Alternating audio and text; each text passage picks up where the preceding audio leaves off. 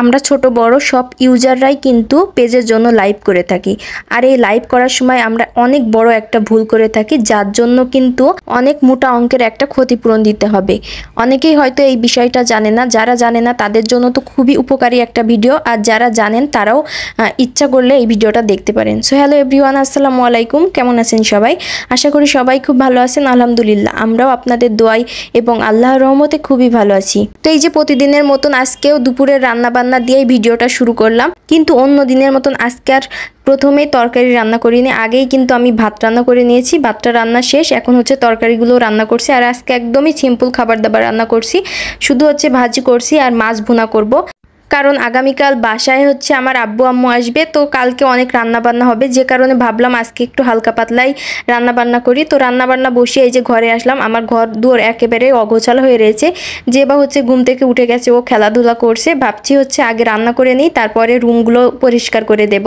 তো অনেক গরম ছিল, দেখলাম বাইরে এসে দেখি যে হচ্ছে এখন রোদ নাই, কিন্তু সকালবেলা দেখলাম অনেক বেশি রোদ ছিল। আর যেবা হচ্ছে এই যে বারান্দায় দাঁড়িয়ে খেলা করছিল এখানে, তো ওকে আমি বললাম যে রুমের ভিতর আসো, রুমের ভিতর এসে বাতাস খাও। আর হচ্ছে এই যে গাছ দেখুন কি অবস্থা, শুধুমাত্র আমি সকালবেলা পানি দিইনি, আর এর ভিতরে পাতাগুলো দেখলাম একদম শুকিয়ে গেছে। তো এখন হচ্ছে গাছগুলোতে পানি দিয়ে দেব, গাছগুলোতে পানি দিলে আবারও সতেজ হয়ে যায়। আর দেখুন রুমের কি অবস্থা। তো যাই হোক, রান্নাবান্নাগুলো আগে করে নিই, তারপরে হচ্ছে রুমটাও গুছিয়ে নেব। আর আপনাদের সাথে ভিডিওর প্রথমে যে কথাটা বললাম, মানে যে টপিকটা নিয়ে আলোচনা এখন করব, সেটা হচ্ছে আমরা ছোট ইউজারই হোক বা বড় ইউজারই হোক, সেটা কোনো বিষয় না। পেজের জন্য আমরা কিন্তু প্রত্যেকেই লাইভ করে থাকি, কিন্তু এই লাইভ করার সময় আমরা অনেকেই কিন্তু একটা ভুল করে থাকি। কেউ হয়তো জানেন, কেউ হয়তো না জেনেই ভুলটা করে থাকেন। আমরা কিন্তু লাইভটা করার সময় অনেকেই ফিল্টার ব্যবহার করি।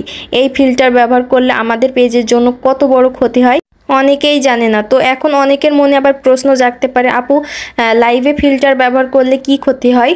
লাইভে ফিল্টার ব্যবহার করলে আপনাকে মোটা অঙ্কের একটা ক্ষতিপূরণ দিতে হতে পারে, কারণ আপনি যে মালিকের ফিল্টার ব্যবহার করছেন, মানে লাইভটা করার সময় আপনি যখন আপনার পেজে হচ্ছে মনিটাইজেশন পাবেন, তখন কিন্তু তার থেকে অর্ধেক পরিমাণের ডলার আপনাকে কিন্তু সেই লাইভ করার সময় যার ফিল্টার ব্যবহার করেছেন, যেই মালিকের, তাকে কিন্তু আপনার এই টাকাটা দিতে হবে।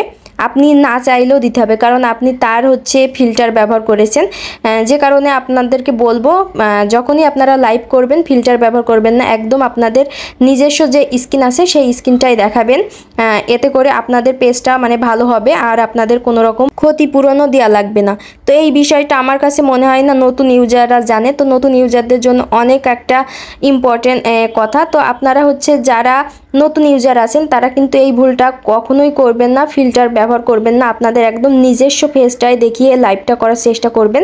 এতে করে কিন্তু আপনার পেজের জন্য ভালো হবে, আর আপনাকে হচ্ছে মানে মোটা অঙ্কের একটা অ্যামাউন্টও গুনতে হবে না।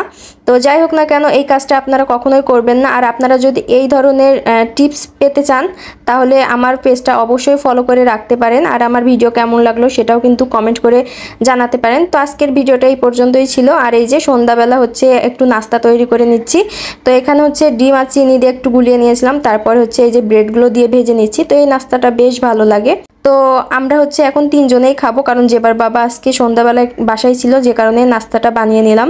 তো আজকের ভিডিওটা এই পর্যন্তই ছিল। কেমন লাগলো অবশ্যই কমেন্ট করে জানাবেন। ভালো লাগলে আমার পেজটা কিন্তু ফলো দিয়ে রাখতে ভুলবেন না। যারা হচ্ছে ভিডিওটা ইউটিউব চ্যানেল থেকে দেখছেন, তারাও চ্যানেলটা সাবস্ক্রাইব করে রাখবেন। তো সবাই ভালো থাকবেন, সুস্থ থাকবেন, আমাদের জন্য দোয়া করবেন। আল্লাহ হাফেজ।